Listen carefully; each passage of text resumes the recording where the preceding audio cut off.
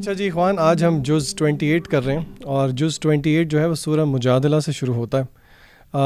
سورہ مجادلہ پہ جب اس کی میں نے تلاوت کی اور تھوڑا بہت میں نے اس پہ غور و فکر کرنے کی کوشش کی، تو مجھے پرسنلی اس میں ایک جو سینٹرل تھیم ہے وہ نالج کی، علم کی نظر آئی، اور اس میں ایک آیت بھی ہے جو کہ علم کی امپورٹنس کو جو ہے وہ اس کی طرف اشارہ کرتی ہے، جس میں اللہ فرماتے ہیں یرفع اللہ الذین آمنوا منکم والذین اوتوا العلم درجات، کہ اللہ تعالیٰ will raise those in ranks who were given knowledge. اور اگر ہم اس صورت کو، اس کا ایک رننگ ترجمہ بھی پڑھ کے دیکھیں تو آپ کو پتہ لگتا ہے کہ اس میں خاص طور پہ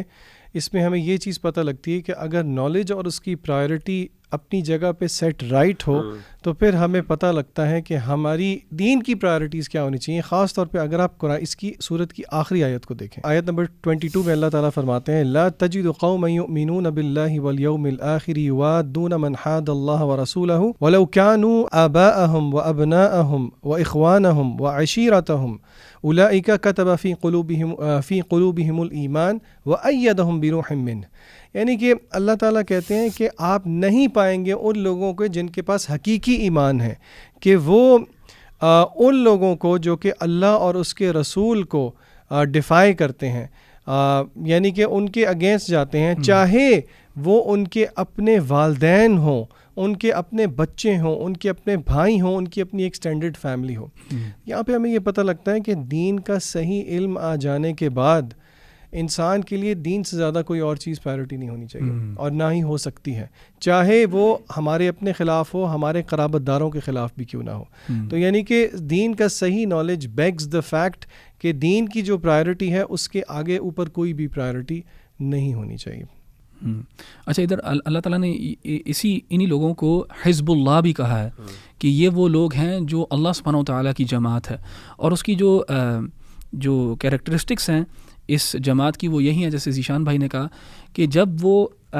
الیجنس جو ہے نا ان کی اللہ اور اس کے رسول کے ساتھ ہوتی ہے، اینڈ جو بھی ان کے خلاف ہوتا ہے، جو بھی اللہ اور ان کے رسول کے خلاف ہوتا ہے، یہ ان سے جو ہے نا ڈسٹنس کر لیتے ہیں اپنے آپ کو، چاہے ان کے وہ والدین ہوں، چاہے قرابت دار ہوں، دوست ہوں، جو مرضی ہوں، تو ان کی یعنی پرائرٹی جو ہے وہ اللہ اور اس کا رسول ہے۔ اور اسی طرح اولئک کتب فی قلوبہم الایمان وایدہم بروح منہ، اللہ تعالیٰ نے کہا کہ ہم نے ان لوگوں کے لیے ایمان رکھا اور پھر ہم ان کی مدد کرتے ہیں فرشتوں کے ذریعے۔ ویدخلہم جنات تجری من تحتها الانہار خالدین فیہا، اور ان کو ہم داخل کریں گے جنات میں جن کے نیچے نہریں بہتی ہیں، اور اس میں ہمیشہ ہمیشہ رہیں گے۔ رضی اللہ عنہم ورضوا عنہ، اور اللہ تعالیٰ ان سے راضی ہے اور یہ بھی اللہ تعالیٰ سے راضی ہیں۔ اولئک حزب اللہ، اور یہ اللہ تعالیٰ کی جماعت ہیں۔ الا ان حزب اللہ هم المفلحون، اور یہی جماعت جو ہے وہ فلاح پانے والی ہے۔ یعنی اس میں آپ دیکھ سکتے ہیں کہ انسان جب اللہ سبحانہ و تعالیٰ کو پرائرٹائز کرتا ہے، یہاں پہ پرائرٹی کی بات ہے بیسکلی، جب اللہ تعالیٰ کو پرائرٹائز کرتا ہے انسان تو اللہ تعالیٰ پہ کیسے اس کے ساتھ ایک معاملہ کرتا ہے، یعنی اس کو فرشتوں کے ذریعے اس کی مدد کرتا ہے، اس کو جنت میں کامیابی دے گا، اور اس دنیا میں بھی جو ہے نا وہ فلاح پانے والے ہوں گے۔ تو ہمیں سب کو کوشش کرنی چاہیے کہ ہم یہ والی کیریکٹرسٹکس جو ہے نا اپنے اندر لے کے آئیں۔ آمین آمین۔ یہاں پہ سورۃ الحشر بھی ہے، اس صورت میں اس کی ایک آیت آپ کے سامنے ذکر کروں گا، آیت نمبر 9 والذین تبوؤا الدار والایمان من قبلہم یحبون من ہاجر الیہم، کہ وہ لوگ، اللہ تعالیٰ انصار کا ذکر کرتے ہیں کہ وہ لوگ جنہوں نے اپنا گھر بنایا ایمان میں اور اس جگہ میں یعنی مدینہ میں اس سے پہلے، یحبون من ہاجر الیہم، وہ محبت کرتے ہیں ان سے جو ان کی طرف ہجرت کر کے آئے، ولا یجدون فی صدورہم حاجۃ مما اوتوا، جو مہاجرین کو دیا جاتا ہے اس کے بارے میں وہ اپنے دل میں کوئی تنگی نہیں محسوس کرتے، یعنی اگر اللہ نے ان پر کوئی کرم کیا وہ اس بارے میں کوئی تنگی نہیں محسوس کرتے، کوئی حسد نہیں کرتے۔ وَيُؤْثِرُونَ عَلَىٰ أَنفُسِهِمْ وَلَوْ كَانَ بِهِمْ خَصَاصَةٌ، نہ صرف وہ تنگی کیا، وہ تو بلکہ اپنی ضروریات کے اوپر ان کو ترجیح دیتے ہیں۔ ایثار کا اللہ تعالیٰ نے ذکر کیا یہاں پہ، جسے ہم الٹرویزم کا بھی ایک جو جذبہ کہتے ہیں۔ وَلَوْ كَانَ بِهِمْ خَصَاصَةٌ، اگرچہ وہ خود بھی یعنی تنگ ہوں، یعنی اپنی تنگی کو، اپنی ضرورت کو بھی جو ہے اس کے اوپر اس کو کمپرومائز کر لیتے ہیں، لیکن آپ یعنی ان کے ساتھ خیر کا کام کرتے، ان کے ساتھ خیر کا معاملہ کرتے ہیں۔ میں یہ جو ایثار کا جو ہے جذبہ ہے، اس حوالے سے مجھے یاد ہے کہ میں نے ایک کتاب پڑھی تھی، یہ جو بڑی مشہور کتاب ہے، فرانسس کالنز کی کتاب ہے، دا لینگویج آف گاڈ کے نام سے۔ یہ ایک جینیٹسسٹ تھا اور سائنٹسٹ تھا، اور اس کی بہت سی کنٹریبیوشنز ہیں جینیٹکس کے اندر۔ تو اس کی کتاب ہے، جس ایتھیسٹ ہو گیا تھا پہلے، پھر اس کے بعد یہ یعنی کرسچینٹی کی طرف آیا، ریلیجس ہو گیا۔ تو اس کی جو مجھے یاد ہے کہ میں نے جب اس کی کتاب پڑھی تھی تو one of the reasons that inspired ہم، بہت سی چیزیں تھیں، تو ایک چیز جو اس نے بیان کی، اس نے کہا کہ یہ جو الٹرویزم کا جو جذبہ ہے نا، یہ ایسا تھا کہ جس نے مجھے جس نے کریٹ کیا تھا میرے لیے، اور اس کے لیے یعنی میرے پاس اس کا کوئی جواب نہیں تھا کہ اگر ہم انسان صرف جو ہیں وہ یعنی اپنی یعنی بائی نیچر اگر ہم صرف ایتھیسٹک پرسپیکٹیو کو لیں یا پیراڈائم کو لیں تو ہمیں بہت زیادہ مین فل ہونا چاہیے، کیونکہ ہمارا مقصد دنیا کے اندر صرف سروائیول ہے. تو سروائیول کے لیے ضروری ہے کہ ہم ہر دوسروں کی نیڈز کو ہم نظر انداز کریں اور اپنے آپ کو پرائیورٹائز کریں. نیہلزم بھی کہیں. ہاں نائلزم بھی. اب اس نے یہ کہا کہ لیکن یہ الٹروازم کا جذبہ مجھے آج تک سمجھ نہیں آیا. اس نے کہا یہ ہر انسان کے اندر اللہ نے رکھا ہے، اور کہ کیسے ایک انسان جو ہے حالانکہ اس کو نقصان ہے وہ اپنی ضروریات پر کمپرومائز کر رہا ہے اور اس کے باوجود دوسرے کو دے رہا ہے. کس لیے؟ کیونکہ اس کو ایک دل میں ایک خوشی محسوس ہو رہی ہے. وہ کہتا ہے یہ خوشی کیوں آ رہی ہے، اس کی کوئی سینس نہیں بنتی. یہ ایون ایولیوشن جو ہے وہ، کیونکہ ایولیوشن آپ کو بہت مین بناتی ہے. جیسے سیلفش جین ہے نا، رچرڈ ڈاکنز کہتا ہے کہ it has to be selfish, it shouldn't be altruistic.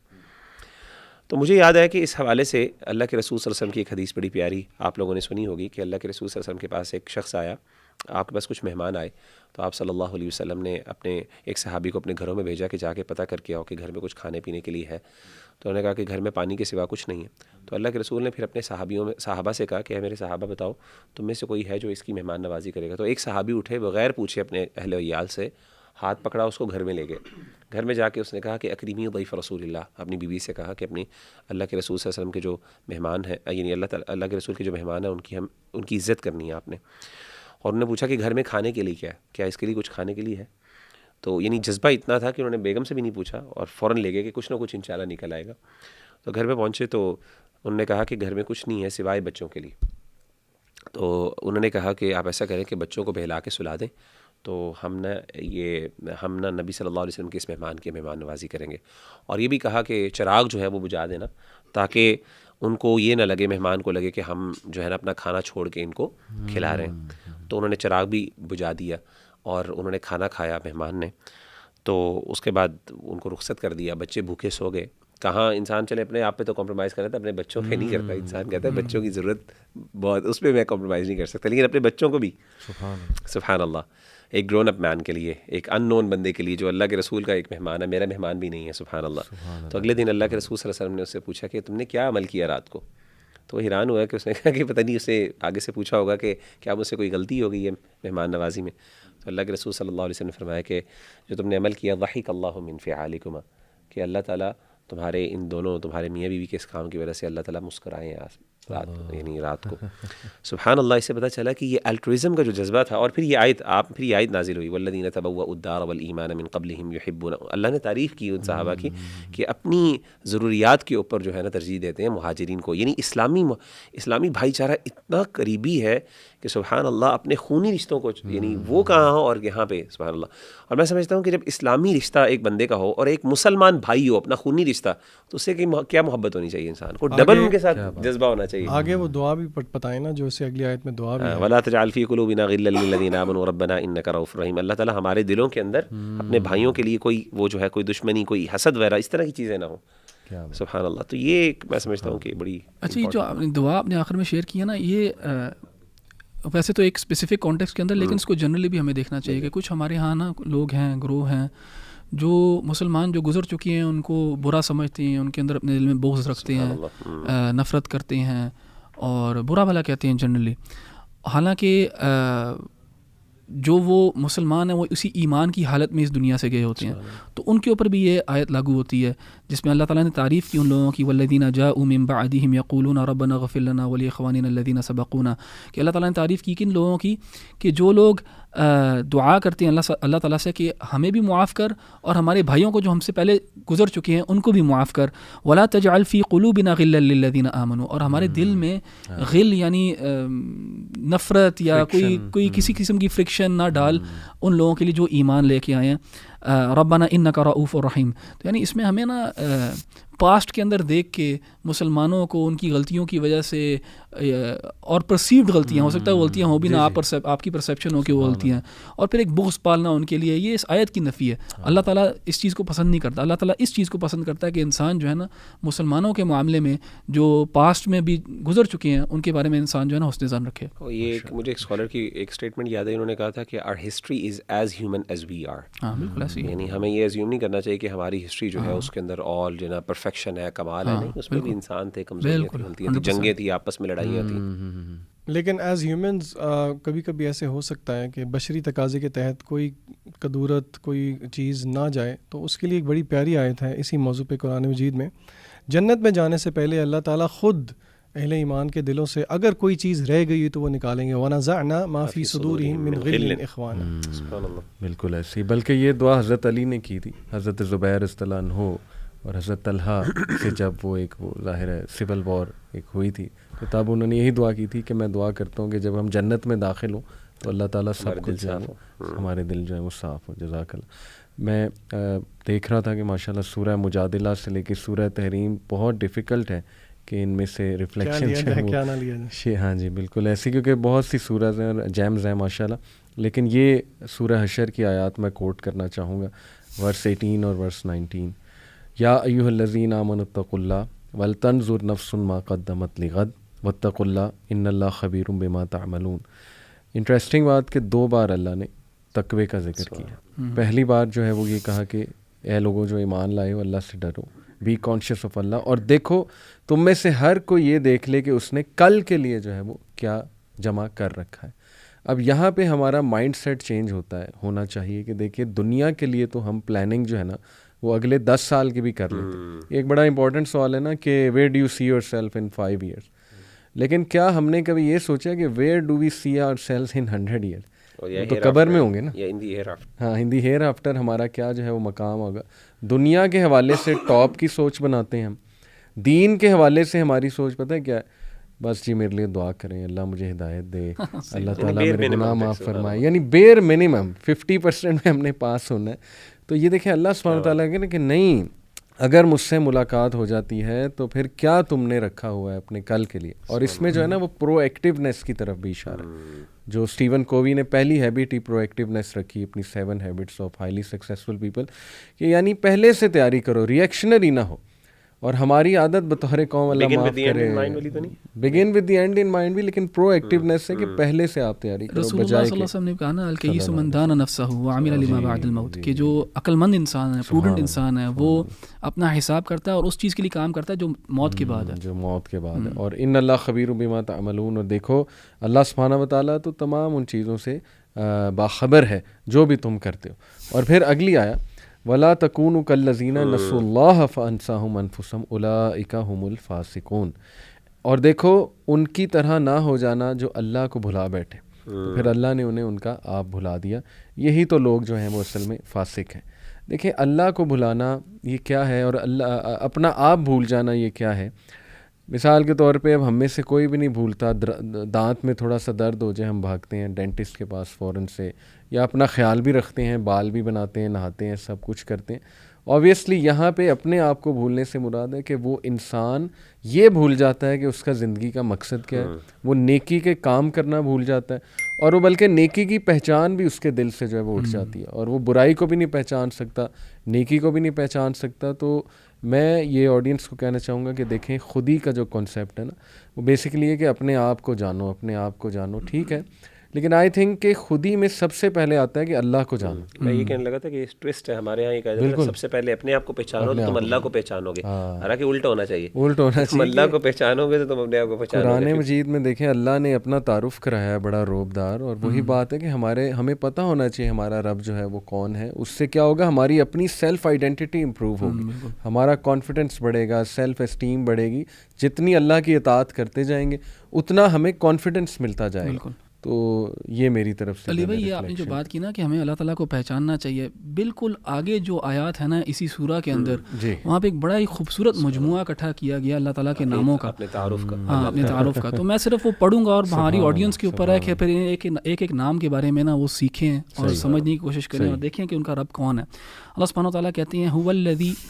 هو اللہ الذی لا الہ الا هو عالم الغیب والشہادہ هو الرحمن الرحیم هو اللہ الذی لا الہ الا هو الملک القدوس السلام المؤمن المہیمن العزیز الجبار المتکبر سبحان اللہ عما یشرکون هو اللہ الخالق البارئ المصور له الاسماء الحسنى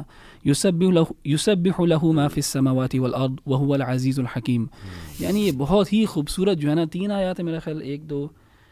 ہاں جی 3 آیات بہت ہی خوبصورت، اور جس طرح اللہ تعالیٰ کے نام ادھر آئے ہیں، اللہ تعالیٰ کا ایک تعارف ہے بہت، یعنی ایک خوبصورت پارٹ ہے قرآن کا. تو میں تو سب ہماری جو آڈینس ہے ان سے ریکویسٹ کروں گا کہ وہ یہ آیات جو ہیں، یہ ہے آیا نمبر 22, 23 اور 24، ان کے اندر جو نام آئے ہیں ان کو سمجھنے کی کوشش کریں، ان کا میننگ جو ہے اس کو انڈرسٹینڈ کریں، اور کیسے آپ اس کے ساتھ ایک ریلیشن شپ ڈیولپ کر سکتے ہیں. اچھا، ویسے علی بھائی نے اوپر والے سینڈوچ کی بات کی، آپ نے نیچے والی بیچ والی جو اس کے بیچ میں اللہ نے ایک پیرابل دیا ہے، وہ تو بہت، یعنی کہ اس کو میں سمجھتا ہوں کہ ایک قسم کا المیہ بھی ہے اس میں ہمارے لیے. اللہ کہتے ہیں کہ لو انزلنا ھذا القرآن، اگر اس قرآن کو نازل کیا گیا ہوتا پہاڑ کے اوپر، تو اے نبی لرأیتہ، آپ دیکھتے کہ خاشعا متصدعا من خشیۃ اللہ، وہ اللہ کے ڈر سے ریزہ ریزہ ہو جاتا. وتلک الامثال، اللہ کہتے ہیں اور یہ مثالیں ہیں جو ہم بیان کرتے ہیں لوگوں کے لیے تاکہ وہ تفکر کریں. اس میں سوچنے کی بات یہ ہے کہ دیکھیں، تقوی کی آپ نے بات کی کہ اللہ نے ترغیب دلائی ہے تقوی کی طرف، پھر احمد بھائی نے اللہ تعالیٰ کے اسماء و صفات کی طرف بتایا. تو ہم یہ دیکھیں کہ کیا اگر پہاڑ پہ نازل ہونے والا قرآن پہاڑ کو ریزہ ریزہ کر دیتا ہے، تو وہی قرآن جب میں اور آپ آج کل تراویح میں سنتے ہیں، میرے اور آپ کے دل کی کیا حالت ہے؟ یعنی کہ یہ کویسچن ہے جو کہ ایک کویسچن کھڑا ہے، ہر وقت کھڑا ہے میرے اور آپ سے، ایک سوالیہ نشان ہے کہ میرے اور آپ کے دل کی آخر کیا حالت ہے. کیا ہمارے دل کو کچھ ہوتا ہے؟ جیسے کہ مغیرہ نے بھی ذکر کیا کہ دل کی کیفیت تو ایک اہل ایمان کی وہ ہوتی ہے کہ جب اللہ کا ذکر کیا جائے تو وجلت قلوبہم، ان کے دل جو ہیں وہ ڈر جاتے ہیں، نرم پڑ جاتے ہیں. ایک آیت ہے سورۃ الممتحنہ کے اندر، اللہ تعالیٰ نے جو ہے وہ، یہ مدنی سورہ ہے اور اس کے اندر اللہ تعالیٰ نے بہت سے اہم احکامات بھی ذکر کیے، بڑی پروفاؤنڈ سورہ ہے. تو اس کے اندر جو آیت نمبر 5 ہے وہ میں ذکر کرنا چاہتا ہوں. اللہ تعالیٰ فرماتے ہیں، یہ سیدنا ابراہیم علیہ الصلوۃ والسلام کے حوالے سے غالباً دعا ہے کہ انہوں نے یہ دعا مانگی، ربنا، اے ہمارے رب، لا تجعلنا فتنۃ للذین کفروا، کہ ہمیں فتنہ نہ بنانا ان لوگوں کے لیے جنہوں نے کفر کیا. واغفر لنا ربنا، اللہ ہمیں معاف کر دیجیے گا اے ہمارے رب، انک انت العزیز الحکیم، آپ بہت غالب اور حکمت والے ہیں. تو اس سے پتہ چلا کہ مفسرین بیان کرتے ہیں کہ اس کا مفہوم یہ ہے کہ یعنی اللہ تعالیٰ ان کو، کفار کو ہم پر غالب نہ کر دینا، کہ کہیں وہ غالب ہونے کے بعد یہ نہ سمجھ بیٹھیں یا اس فتنے میں اور اس دھوکے میں مبتلا نہ ہو جائیں کہ وہ حق پر ہیں، کہ یہ تو مغلوب قوم ہے، ان کو کیا ہونا ہے، یہ تو اگر سچے ہوتے تو ان کا رب ان کو بچا لیتا. آج یہ جو ہے وہ دنیا کی جو ہے وہ یعنی بھلائی اور خیر میں ہم سے آگے ہوتے، لیکن یہ ہم سے مغلوب ہیں، یہ بھلائی میں پیچھے ہیں، دنیا کے اندر جو اچھائی ہیں ان میں بھی پیچھے ہیں. تو اس کا مطلب اگر آپ اس کو تھوڑا سا جنرلائز کریں اس میننگ کو، اس کا مطلب یہ ہے کہ اللہ تعالیٰ ہمیں کبھی بھی اس کنڈیشن اور اسٹیٹ میں نہ لے کے آنا، یا ہم سے کوئی ایسے کام نہ کروا لینا جس کی وجہ سے کفار جو ہیں وہ فتنے کا شکار ہو جائیں اور وہ اپنے کفر پر جم بیٹھیں اور وہ سمجھیں کہ یہ مسلمان تو کچھ بھی نہیں ہے، یہ تو فاری قوم ہے. اور خاص طور پہ کوئی ہماری ایسی بات نہ ہو جس کی وجہ سے وہ کفر میں مزید بڑھ جائیں، اللہ معاف کرے. یعنی ہماری مس ریپریزنٹیشن اور اسلام کی جس کی وجہ سے ہو. اور اس میں ایک اور چیز، جو ایک تو مس ریپریزنٹیشن ہے، مین جو پوائنٹ جیسے انہوں نے ذکر کیا نا کہ ہماری مس ریپریزنٹیشن. دوسری چیز یہ ہے کہ میں یہ بھی سوچتا ہوں کہ بعض اوقات ایسا ہوتا ہے کہ جب ہم خاص طور پہ دعویٰ کی فیلڈ میں لوگوں سے ڈائلاگ کر رہے ہوتے ہیں، ڈسکشن کر رہے ہوتے ہیں، تو ہمیں یہ بھی محتاط ہونا چاہیے کہ ہمارے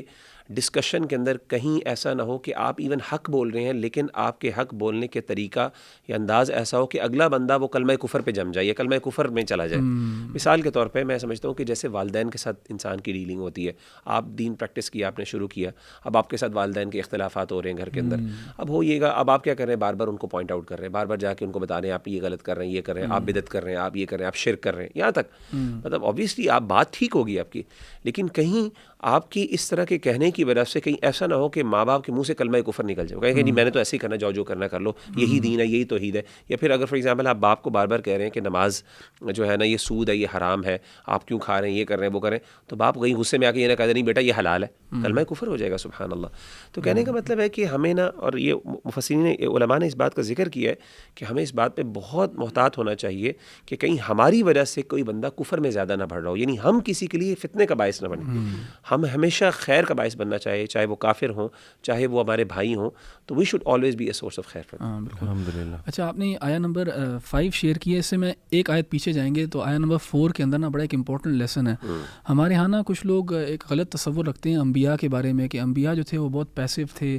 اور وہ جو ہے میٹھی میٹھی باتیں بس کرتے تھے اور ان کے اندر جو ہے نا وہ زیادہ ایکٹیویزم نہیں تھا. تو اللہ تعالیٰ نے یہاں پہ کہا ہے کہ قد کانت لکم اسوۃ حسنہ فی ابراہیم والذین معہ،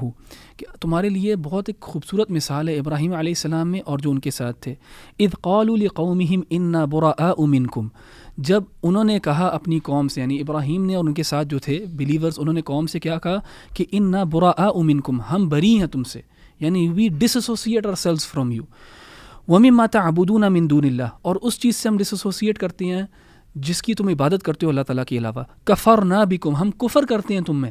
ہم ان میں بھی کفر کرتے ہیں جن کی تم عبادت کرتے ہو اللہ تعالیٰ کے علاوہ، اور تم میں بھی کفر کرتے ہیں. کفرنا بکم وبدا بیننا وبینکم العداوہ، اور تمہارے درمیان اور ہمارے درمیان اب انمٹی ہو گئی ہے، یعنی اب دشمنی ہے. یعنی پہلے ابراہیم علیہ السلام نے ان کو دعوت دی، اچھے انداز میں دعوت دی، خوبصورت انداز میں دعوت دی، لیکن جب وہ ڈٹے رہے اپنے شرک کے اوپر، اپنے کفر کے اوپر اور اپنی اینیموسٹی کے اوپر، تو پھر یہ الفاظ بھی ایک نبی نے ہی پھر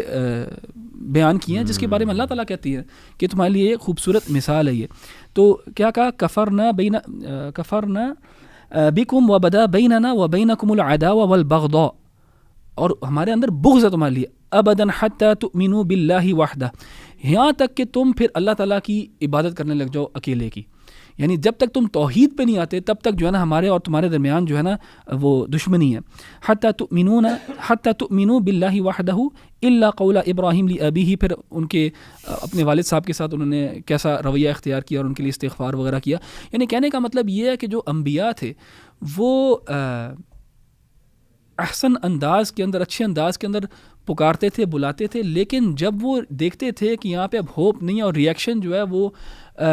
برا ہی آ رہا ہے آگے سے، تو پھر وہ انمٹی بھی لے لیتے تھے. یعنی ایک عقیدہ الولاء والبراء کو اللہ نے ارشاد کیا. بالکل یہاں پہ کہ ڈس ایسوسیشن ہے کن لوگوں سے جو کفر اور شرک کر رہے ہیں. تو یہ بھی ایک ٹائم آ جاتا ہے کہ جب آپ کو you have to draw a clear line,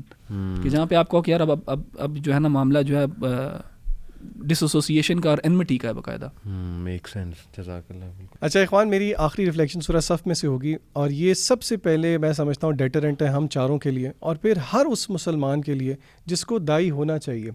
خیر کی طرف بلانا بہت اچھی بات ہے، جس طرح کہ ہم نے 24ویں پارے میں بھی دیکھا تھا، اللہ نے کہا ومن احسن قولا ممن دعا الی اللہ. لیکن ساتھ ہی اللہ تعالیٰ نے سورہ صف میں بالکل دوسری آیت میں کہا کہ یا ایھا الذین آمنوا، اے وہ لوگ جو کہ ایمان لے کے آئے، لیما تقولون ما لا تفعلون، کیوں وہ لیما تقولون کہتے ہو جو کہ کرتے نہیں، کبر مقتا عند اللہ ان تقولوا ما لا تفعلون، یعنی کہ اللہ کو بہت غصہ آتا ہے، اللہ کو بہت بری لگتی ہے یہ چیز کہ تم وہ کہو جو کہ تم کرو نہ. اور اسی طرح سورہ بقرہ میں بھی اللہ تعالیٰ نے فرمایا اتأمرون الناس بالبر، لوگوں کو تو نیکی کا حکم دیتے ہو، وتنسون انفسکم، اور خود بھول جاتے ہو، وانتم تتلون الکتاب، حالانکہ تم خود کتاب کی تلاوت کر رہے ہو، افلا تعقلون، کیا تم عقل نہیں کرتے. صحیح بخاری اور صحیح مسلم کی ایک روایت ہے، متفق علیہ روایت ہے، اسامہ ابن زید اس روایت کے راوی ہیں، بہت ڈرانے والی روایت ہے، اللہ ہمیں اس میں شامل نہ کرے. وہ کہتے ہیں کہ میں نے رسول اللہ صلی اللہ علیہ وسلم کو کہتے ہوئے سنا کہ قیامت کے دن ایک آدمی کو لایا جائے گا اور اس کو جہنم کی آگ میں پھینک دیا جائے گا، اور اس کی انٹسٹائنز، اس کی آنتڑیاں جو ہیں وہ باہر آگ کی طرف آئیں گی، اور وہ آگ کے ارد گرد ایسے چکر لگائے گا جیسے کہ ایک ڈونکی چکر لگاتا ہے اراؤنڈ دا مائل stone. The people of hell, وہ اہل جہنم جو ہیں اس کے ارد گرد گیدر ہوں گے اور اس سے ایک مکالمہ کریں گے، اس سے کہیں گے کہ تمہیں کیا ہوا ہے، تم تو وہی نہیں تھے جو کہ نیکی کا حکم دیتے تھے اور برائی سے روکتے تھے. تو وہ کیا کہے گا، یہ میرے اور آپ کے لیے سوچنے کا مقام ہے. وہ کہے گا کہ ہاں میں نیکی کا حکم تو دیتا تھا لیکن میں خود نہیں کرتا تھا، اور میں برائی سے روکتا تو تھا لیکن خود کر جاتا تھا. تو ہمیں چاہیے کہ ہم، یہ بہت بڑا ڈیٹرنٹ ہے میں سمجھتا ہوں کہ ایک مسلمان کے لیے، کہ وہ لوگوں کو تو نیکی کا حکم دیتا رہے لیکن خود جو ہے وہ اس حکم کو بھول جائے. تو اللہ سے دعا ہے کہ اللہ ہمیں ان لوگوں میں شامل نہ کرے. اینڈ وائل وی سے دس، یہ ہمارے لیے ایک انکریجنگ پوائنٹ ہے کہ ہم عمل کی طرف سب سے پہلے خود عمل کریں اور پھر لوگوں کو اس کی دعوت دیں. جزاک اللہ. میں اپنی آخری ریفلیکشن شیئر کرنا چاہوں گا، اور اس سے پہلے عبداللہ بن مسعود کا قول بتانا چاہوں گا. ابن ابی حاتم نے ریکارڈ کیا کہ عبداللہ بن مسعود نے کہا کہ دا موسٹ کمپریہنسو آیا ان دا قرآن از ان اللہ یأمر بالعدل والاحسان، سورہ نحل آیت number 90. And the greatest ayah in the Quran that contains relief is وَمَن يَتَّقِ اللَّهَ يَجْعَل لَّهُ مَخْرَجًا، سورہ طلاق آیت نمبر 2. تو میں اگلی آیا میں آپ کے سامنے رکھتا ہوں، وَيَرْزُقُ مِنْ حَيْثُ لَا يَحْتَسِبُ، اور اللہ اسے وہاں سے دے گا کہ اس کا گمان بھی نہیں جائے گا، وَمَن يَتَوَكَّلْ عَلَى اللَّهِ فَهُوَ حَسْبُهُ، and whoever relies upon Allah, جو کوئی بھی اللہ سبحانہ و تعالیٰ پہ ریلائی کرے گا پھر اللہ اسے کافی ہو جائے گا، ان اللہ بالغ امرہ، بے شک اللہ سبحانہ و تعالیٰ اپنا پرپز اچیو کر کے رہے گا، قد جعل اللہ لکل شیء قدرا، اور بے شک اللہ نے has already set for everything a decreed extent. اس میں انٹرسٹنگ بات یہ ہے کہ اس سورہ کا نام ہے سورہ طلاق، اور طلاق کے معاملات پہلے ڈسکس ہوئے، اور اس کے بعد یہ حکم دیا گیا ہے کہ اگر تم طلاق اس طرح دو، یعنی ایون طلاق کے بھی کچھ آداب ہیں جس طرح اللہ حکم فرماتا ہے، تو پھر اللہ سبحانہ و تعالیٰ تمہیں کافی ہو جائے گا، اور اللہ تعالیٰ اپنا فضل کرے گا تم پہ، یعنی یو کین لک فار اندر marriage and you can look for رزق، یعنی تمہیں گھبرانے کی ضرورت نہیں ہے، پرووائڈیڈ یہ ہے کہ تم تقوی اختیار کرو۔ اس سے یہ بھی ثابت ہوا کہ دیکھیں حقوق العباد اتنے امپورٹنٹ ہیں کہ اللہ تعالیٰ نے اس کا اتنا زبردست گفٹ جو ہے وہ متعین کیا ہے۔ اور تقوی پہ بہت سے لوگ دیکھیں کویسچن کرتے ہیں کہ چلیں آپ کہتے ہیں تقوی بلڈ کرو، لیکن کیسے؟ اس پہ میں سب سے پاورفل ٹپ جو میں سمجھتا ہوں وہ یہ ہے کہ دیکھیں ہماری روٹین ہی ایسی ڈیزائن کی گئی ہے اللہ کی طرف سے جو تقوی بلڈ کرتی ہے۔ تقوی از بیسیکلی یاد دہانی آف اللہ، اور اس یاد دہانی سے حرام سے بچ جانا اور حلال کام کرنا۔ تو دیکھیں ہم تو جب صبح اٹھتے ہیں تبھی سے اللہ کو یاد کرتے ہیں، الحمدللہ الذی احیانا بعد ما اماتنا والیہ نشور، پھر گھر سے نکلتے ہوئے بسم اللہ توکلت علی اللہ لا حول ولا قوۃ الا باللہ، پھر کھانا کھانے کے بعد پھر واش روم جاتے ہوئے، واش روم نکل کے مسجد انٹر ہوئے، مسجد سے ایگزٹ ہوتے ہوئے، پھر رات کو سوتے ہوئے، یعنی in every situation we are remembering Allah سبحانہ و تعالیٰ۔ تو میری پیرنٹس سے خاص یہ درخواست ہے اپنے بچوں کو دعائیں یاد کرائیں، اگر آپ چاہتے ہیں کہ وہ اللہ کا تقوی ان کے اندر بلڈ ہو، اللہ کی محبت بلڈ ہو، اور جو لوگ یہ دعائیں یاد کر چکے ہیں ان سے درخواست ہے ان کو کانشیسلی پڑھا کریں، ان کو ذرا مائنڈ فلنس کے ساتھ جو ہے وہ پڑھا کریں۔ اور ایک میں آپ کو سنا دیتا ہوں، یہ قتادہ جو تھے ان کا کوٹ، کہ انہوں نے کہا کہ وَمَن یتق اللہ یجعل لہ مخرجا سے مراد ہے کہ اللہ ہر ڈاؤٹ سے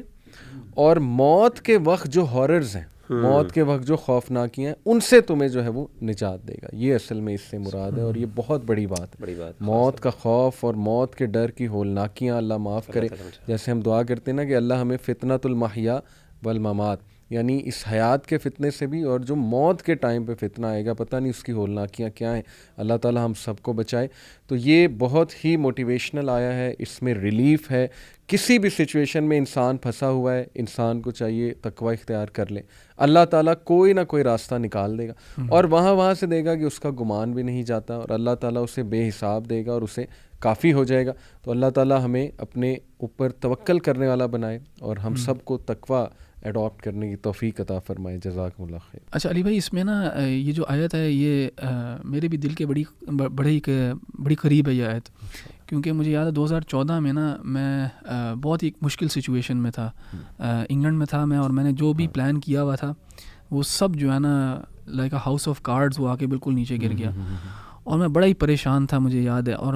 مجھے نا یہ آیت جو ہے نا اللہ تعالیٰ نے میرے ذہن میں ڈالی ہوئی تھی، اور یہ نا اس سے بھی پتہ لگتا ہے کہ جو قرآن حفظ کرنا جو ہے نا اس کی کتنے فوائد ہیں، کہ انسان جو ہے نا وہ ان آیات کے ساتھ زندہ رہتا ہے، اور جب مسئلہ کوئی آتا ہے کوئی زندگی کے اندر تو اللہ کاؤنسل کرتا ہے آپ کو اپنے الفاظ کے تھرو۔ تو مجھے یاد ہے کہ میں یہ آیت جو ہے نا میرے ذہن میں بہت زیادہ تھی، وَمَن یتق اللہ یجعل لہ مخرجا ویرزقہ من حیث لا یحتسب، کہ اگر میں اللہ تعالیٰ کا اگر تقوی اختیار کروں گا نا اللہ تعالیٰ میرا معاملہ حل کر دے گا، اینڈ میرا یہی ایٹیٹیوڈ تھا۔ اور کبھی میں